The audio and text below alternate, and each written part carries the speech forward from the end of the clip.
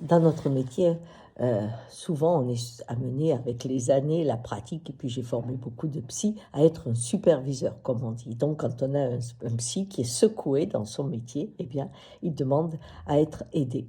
Et là, j'avais une jeune femme que j'avais formée qui m'appelle, qui me dit: Ghislaine, j'en peux plus. Elle est spécialisée chez les ados, hein, et elle me dit: ce que je vois, c'est inimaginable.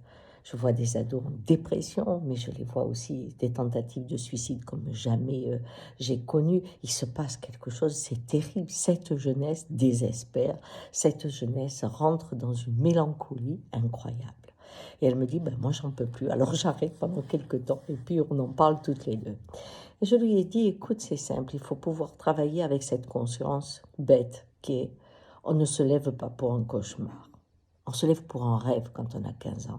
On va avoir l'amour, on va avoir un travail, des voyages, quelque chose. On se lève pour un rêve. On ne se lève pas pour un cauchemar. Or, aujourd'hui, ce qu'on annonce à notre jeunesse, c'est que des cauchemars. Changement climatique, guerre civile, on leur annonce aussi des maladies à outrance, pas de travail.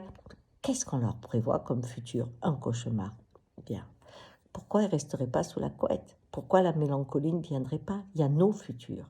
Et je crois qu'à ce moment-là, il est utile de leur faire rencontrer le monde de l'Indien, ce monde où après la nuit, il y a le jour. Au bout de la nuit, il n'y a que le jour. Et ça, c'est aussi penser à la peur. J'ai peur, je reste sur la couette parce qu'il y a un cauchemar, parce que je ne suis pas dans la tempête.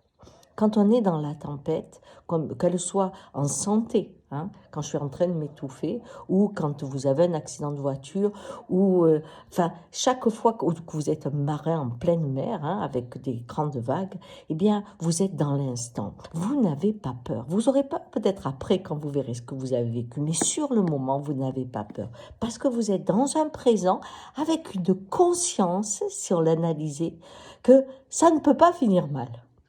Vous êtes la vie. C'est ça qui est incroyable. Donc, vous faites chaque vague, chaque respiration. Vous êtes là à chaque instant. Et c'est après qu'arrive le jour. Et je crois qu'agir aujourd'hui, c'est sortir de la peur. À tous les niveaux, il faut que les ados puissent se regrouper, puissent avoir des actions, des petites actions.